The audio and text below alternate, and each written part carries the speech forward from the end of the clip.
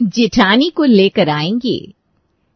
माँ जी, मैं जब से शादी करके आई हूँ पूरे परिवार से मिल चुकी हूँ, पर बड़े भैया की वाइफ संध्या भाभी कहीं दिखाई नहीं देती।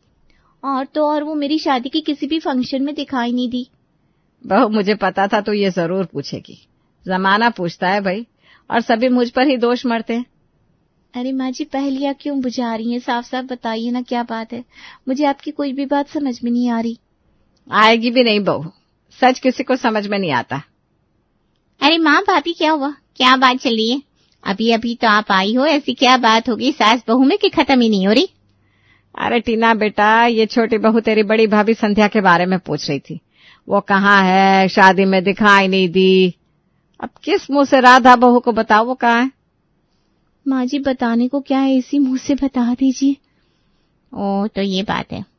मुझे लगा जाने कौन सी गुफ्तगू चल रही है सास बहू में। माँ, हमारे तो करम ही फूटे थे जो वो महारानी हमारे घर आई थी। बता दीजिए कहाँ है। क्या बताऊं बहू, दुनिया भले ही मुझे दोष दे, ये दुनिया की रीत है, पर सच तो ये है कि संध्या बहू ने घर में कलेश किया और अपने मायके रहने चली गई। 1 साल हो गया, जाने कितनी बार मेरा बेटा लिवाने गया, पर कहती है जब तक सास है घर में नहीं आऊंगी। बेटा, अब इस बुढ़ापे में मैं कहाँ जाऊं? पर ऐसे कैसे भाभी अपना बसा बसाया घर छोड़कर चली गई? जरूर कोई बात होगी। क्या बात होगी बहू, अपनी मर्जी की मालकिन थी वो। 9 बजे सो के उठना, घर के कोई काम न करना, फिर शाम को बेटे से कलेश करना। बेटा, मैं और तेरी ननद सुबह से शाम तक काम में लगे रहते, फिर भी तेरी भाभी के नखरे सहते। मैंने घर की सुख शांति के लिए अपनी जुबान पर ताला लगा लिया था बेटा, पर वो मुझ पर जो जुल्म करती थी तेरे जेठ से बर्दाश्त न हुआ। वो उसे समझाने लगा तो संध्या लड़ने लगी और हमें धमकी दी, अपना झोला टांग के अपने मायके चली गई। तो क्या आपने उन्हें हमारी शादी में भी नहीं बुलाया? नहीं बुलाया मतलब? पैर तक पड़े बेटा कि खानदान की इज्जत का सवाल है, घर आ जा बहू, पर वो है कि टस से मस ना हुई। भाभी, बस अब बहुत होगी संध्या भाभी की बातें। आप बहुत थकी होंगी, चलिए जाइए अपने कमरे में आराम कर लीजिए। हाँ बहू, छोड़िए सब बातें, जा जाकर खाना खा ले और आराम कर ले। जी माँ जी। माँ, क्या उल्लू बनाया आपने, छोटी भाभी को मारना पड़ेगा आपके दिमाग को। और एक्टिंग के मामले में तो आपने डेली सोप की सास को भी पीछे छोड़ दिया। वैसे तू ये बताइए, तारीफ थी या ताना? छोड़ो ना माँ, आपने क्या ही लपेटा है, छोटी भाभी को बहुत होशियार बन रही थी। हाँ, होशियार तो बन रही थी, इससे ना थोड़ा सतर्क रहना पड़ेगा, और ध्यान रहे इसे कभी सच ना पता चले, क्योंकि लीला सदन में राज तो बस लीला का ही चलेगा। तू तो बस देखती जा बेटा, मैं इस राधा को कैसे उंगलियों पर नचाती हूँ। हाँ माँ, वो तो है, राज तो आपका ही चलेगा। अगर कोई चलती फिरती आग में हाथ डालेगा तो चलेगा ही। तो भाई, ये है लीला सदन, जहाँ सिर्फ घर की मालकिन लीला का ही राज चलता था। अगर किसी ने भी लीला के सिंहासन को हिलाने की कोशिश की तो उसे सीधा बाहर का रास्ता देखना पड़ता था। हमारी संध्या भी लीला की शिकार हो चुकी थी, पर इस बात से बेखबर सास की बातों में आकर हमारी राधा बहू तो लीला भक्त बन गई थी। मैं भी ना कितनी पागल हूँ, आते ही जाने कितने सवाल माँ जी से कर डाले। बेचारी माँ जी तो कितनी अच्छी है, साक्षात देवी है देवी। मैं कितनी बेवकूफ हूँ जो जेठानी जी के लिए उनसे पूछताछ कर रही थी। पर क्या वाकई माँ जी सच कह रही थी? भाभी ने भी अपना बसा बसाया घर ऐसे ही नहीं छोड़ दिया होगा। अरे मैडम, अकेले में क्या बड़बड़ाने लगी हो, जरा हमें भी तो बताइए। जी वो कुछ नहीं, मैं बस संध्या भाभी के बारे में सोच रही थी। नाम मत लो उनका, उन्होंने जो हमारे परिवार के साथ किया है वो मैं मरते दम तक नहीं भूल सकता। अच्छा होगा तुम दोबारा मेरे सामने उनकी बात मत करना। पर मैं परवर कुछ नहीं, सो जाओ जल्दी, उठना है जल्दी तुम्हें। माँ सुबह 5 बजे चाय पीती है।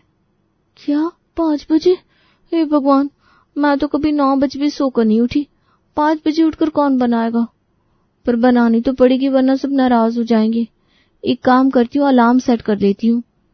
राधा ने सुबह 5 बजे का अलार्म सेट किया और घोड़े बेचकर सो गई। पर ये क्या, अलार्म बज बज के बंद हो गया, पर हमारी राधा की आंख खुली 8 बजे। ओ तेरी, इतनी देर हो गई। माँ जी नाराज ना हो जाए, एक काम करती हूँ, जल्दी से नहा लेती हूँ। पर मैं आराम से भी तो नहा सकती हूँ, माँ जी तो वैसे भी देवी हैं। पहले मैं नाश्ता बना लेती हूँ, फिर नहा लूंगी। रात को भी ढंग से खाना नहीं खाया था। राधा ने नाश्ता बनाया और सबका निकाल कर खुद चुपचाप से खाने लगी। दूसरी तरफ सास लीला गुस्से से आग बुबला थी। अरे लीला देवी, इसमें कौन सी इतनी बड़ी बात हो गई जिसमें तुमने इतना कलेश कर रखा है? बस चाय ही तो नहीं बनाई बहू ने, मैंने बना कर दी, बात खत्म।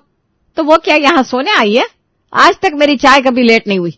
आज मैंने 5:30 बजे चाय बनाकर पी है, वो भी जब आपने दी तब।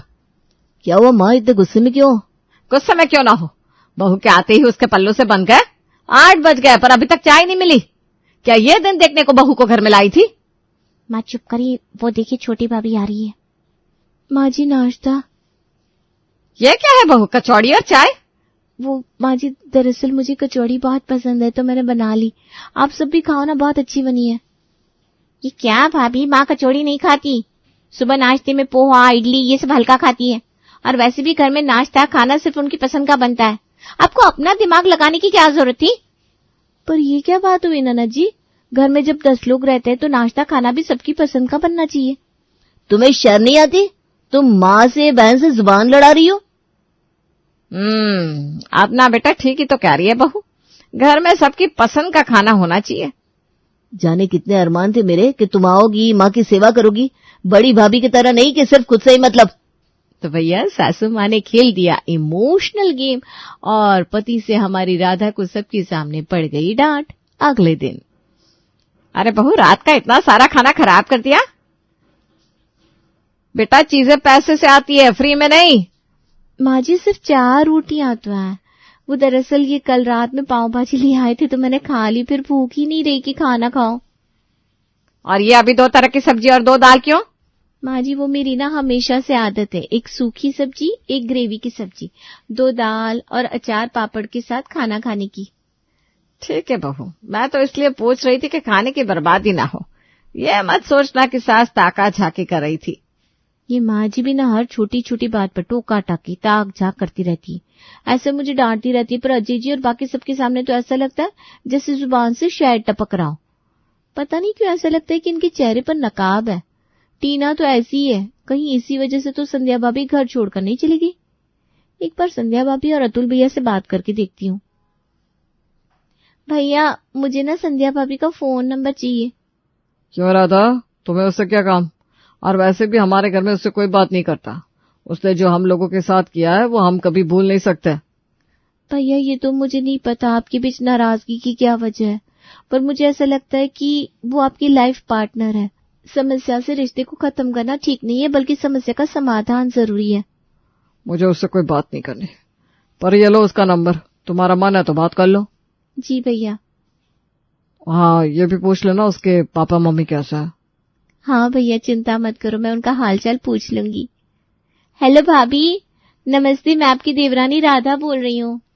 खुश रहो राधा, तुम्हारी शादी का पता चला, आने का बहुत मन था पर क्या भाभी? मेरा आना शायद माँ जी को अच्छा ना लगता, और फिर मेरी वजह से उनको इतनी समस्या है तो आकर उनकी समस्या क्यों बढ़ानी। पर भाभी यहाँ भैया भी तो है जो शायद हर रोज आपका इंतजार करते हैं। अगर वो वाकई मेरा इंतजार करते तो आज 1 साल हो गया। कभी तो लेने आते, कभी तो कोई मिलने आता, कोई एक फोन करता। अब बिना बुलाए मैं कैसे आऊं? कोई नहीं, इनको एक बार ही से लेने तो आना चाहिए था। मतलब माँ जी झूठ बोल रही थी। यहां से सब उन्हें लेने गए और वो नहीं आई। अब चाहे जो हो जेठानी जी, आपको तो हम घर वापस लेकर आएंगे। पर भाभी ऐसी क्या बात है जिससे आप अपने मायके में रह रही हो, यहाँ नहीं आ रही हो? ऐसा क्या हुआ था? हर बात पर सब बस मेरी गलती बता देते थे, और एक बार तो हाथ हो गई चोरी। भाभी, ओ भाभी। हाँ ननद जी अभी आई। आप बुला रही थी ननद जी? हाँ बुला रही थी। ऐसे तो कान बजे नहीं होंगे आपकी भाभी। जाइए कॉफी बनाकर लाइए मेरे और मम्मी के लिए। जी ननद जी, कुछ देर बाद। देख रही हो माँ कैसे भाभी हर काम में अपनी चलाती है। उठती अपने मन से दोपहर में है, खाना अपने मन का बनाती है, और तो और अब तो अजय भैया भी उनके आगे पीछे घूमते रहते हैं। आज तो उन्होंने अतुल भैया से संध्या भाभी का नंबर भी लिया और उनसे छिप छिप कर शायद बात कर रही थी। देख रही हूँ बेटा, सब देख रही हूँ। हाँ माँ, अब तो देखती रह जाओगी। कहीं ऐसा ना हो कि ये घर लीला सदन से राधा सदन हो जाए। वो देखो महारानी बन ठन के आ रही है। बहू कहाँ जा रही हो? वो माँ जी दरअसल आज उनके साथ शाम की कॉफी के लिए जा रही हूँ। ये सही है भाभी, आपकी तो यहाँ आकर मौज होगी। अपने घर पर तो कभी कॉफी देखी भी नहीं होगी, यहाँ आकर कैफे में पीने जा रही हो। सही कहा, नहीं देखी इसलिए तो जा रही हूँ। आप तो अपने मायके में पी रही हो, शादी के बाद बाहर मत जाना कॉफी पीने। पर विजय कहाँ है? वो तो दिखाई नहीं पड़ रहा। वो माँ जी इन्होंने कहा था कि वो मुझे बाजार में ऑफिस के बाद मिल जाएंगे। अच्छा अच्छा, जाओ। जी माँ जी। देखा माँ कैसे मटकते हुए जा रही है। और भैया को देखो, जब से ये आई है कितना बदल गया है। मैडम को कॉफी पर बुला रहे हैं और हम यहाँ खुद बनाकर पिए, पूरे जोरों के गुलाम बन चुके हैं। और दोपहर के खाने का समय याद है कैसे बड़े भैया और सब इसके खाने की तारीफ कर रहे थे? सब याद है, कुछ नहीं भूली हूँ। तो चिंता न कर, इसकी अकल मैं ठिकाने लगाऊंगी। और इसमें ज्यादा फड़फड़ाने की कोशिश की ना तो इसे भी संध्या की तरह मायके का रास्ता दिखा दूंगी। और भैया? जब संध्या का सामान पैक हुआ था तो अतुल कुछ बोल पाया था? उल्टा उसने ही संध्या का सामान कमरे से बाहर फेंका था। तू तो बस देखती जा अपनी माँ का कमाल। कथनी करनी में फर्क होता है माँ, पर चलो आप कह रही हो तो देख लूंगी। इस तरह मनमोजी राधा सारे काम अपनी मर्जी से करने लगी। घर पर भी काफी खुलकर रहती, घूमती फिरती। ये बात ननद टीना और सास को नाग फनी के कांटे की तरह चुभती। एक दिन लीला की सबसे खास सहेली मिसेस पारिक मिलने आई। ये दोनों एक ही थाली की चट्टी बट्टी थी। बड़ी बहू को तो जैसे तैसे घर से बाहर किया, अब इस छोटी को भी निकालना होगा, नहीं तो ये तो मेरी गर्दन पर सवार हो जाएगी। मुझे ऐसा खेल खेलना होगा कि खुद ब खुद ये घर छोड़कर चली जाए। अरे लीला, क्या बात है, आजकल काम करती ज्यादा दिख रही हो। लगता है छोटी बहू ने लीला सिंहासन हिला दिया है। उसके आगे तुम्हारी एक नहीं चलती।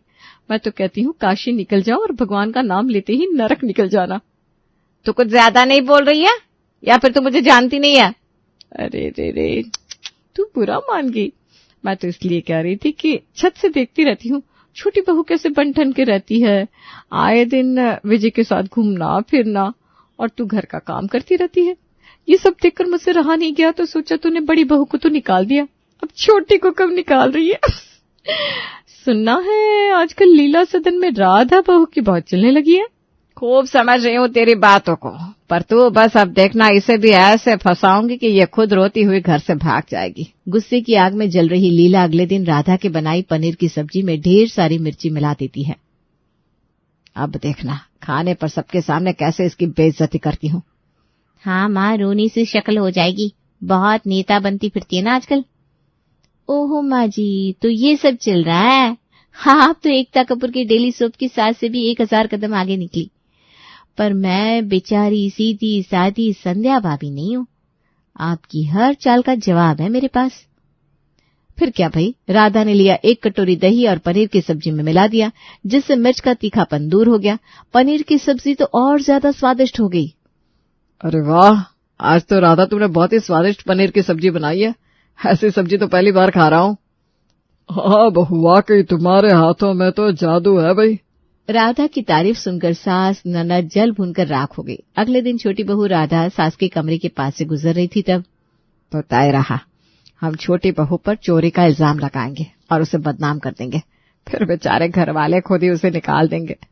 ये सुनकर छोटी बहू चौंक जाती है। उसकी आंखों में आंसू आ जाते हैं, लेकिन तुरंत ही वो खुद को संभालती है। अब समझ में आया, बड़ी भाभी के साथ भी यही किया था, मगर इस बार मैं ऐसा खेल खेलूंगी कि सासू माँ की सारी साजिशें नाकाम हो जाएंगी। राधा चुपचाप अपने कमरे में जाती है और अपनी जेठानी से फोन पर बात करती है। भाभी, आप जहां भी है वापस घर आ जाइए। मैंने सासू माँ की पूरी प्लानिंग समझ ली है, अब उन्हें उनकी चाल का जवाब देने का समय आ गया है। पर ये सब तुम क्या कह रही हो, मुझे कुछ समझ में नहीं आ रहा। आप कल सुबह 11 बजे तक आ जाना, सब समझ में आ जाएगा। राधा जेठानी संध्या को सारी बातें समझाती है और उसे घर आने के लिए मना लेती है। संध्या भी कुछ सोचकर राधा की बात मान जाती है। भाई माने भी क्यों ना, बात चाहे कोई भी हो, वो संध्या अपने पति परमेश्वर अतुल को अक्सर बहुत याद करती थी। सुबह के समय अपने प्लान के अनुसार सास चोरी का इल्जाम लगाने के लिए सभी घर वालों को इकट्ठा करती है। छोटी बहू ने अलमारी से पैसे चुराए हैं, अब ऐसी बहू को हम घर में नहीं रख सकते। अपना झोला उठाओ और अभी के अभी निकलो मेरे घर से। मेरे इस घर में चोरों के लिए कोई जगह नहीं है। माँ जी, ये आप कैसे कह सकती हैं? मैं तो ऐसा कुछ सोच भी नहीं सकती। अच्छा, 900 चूहे खाकर बिल्ली चली हज को। टीना, कल शाम जब मैं पूजा करने गई थी तब तुमने कमरे से चोरी छुपे निकलते इसे देखा था ना? माँ, सिर्फ निकलते नहीं बल्कि हाथों में रुपये लिए भी देखा था। माँ जी, ऐसे झूठे इल्जाम मुझ पर मत लगाइए, मैं संध्या भाभी नहीं हूँ। आपकी हर चाल का जवाब है मेरे पास। राधा मुस्कुराती है और बड़ी बहू को देखकर इशारा करती है। सासू मां, आपने पहले भी मुझ पर झूठा इल्जाम लगाया था, अब छोटी बहू के साथ भी वही कर रही हैं, लेकिन इस बार आपके पास कोई सबूत नहीं होगा। छोटी बहू अलमारी की एक चाबी सास के पल्लू से निकालकर सबके सामने रख देती है।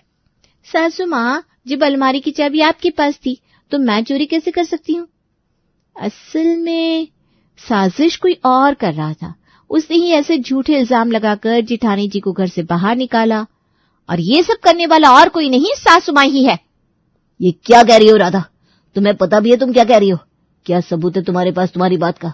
और संध्या, तुम हमारे घर से हमारी माँ के 2000 रुपए चुराए थे, अब दोबारा किस मुंह से वापस आई हो? निकल जाओ यहाँ से। भैया, भाभी तो कहीं नहीं जाएगी, और आपको सबूत देखना है ना, ये देखिए, ये वीडियो ये माँ जी और ननद जी का है, जिसमें मुझ पर चोरी का झूठा इल्जाम लगाकर घर से निकालने की साजिश की जा रही है।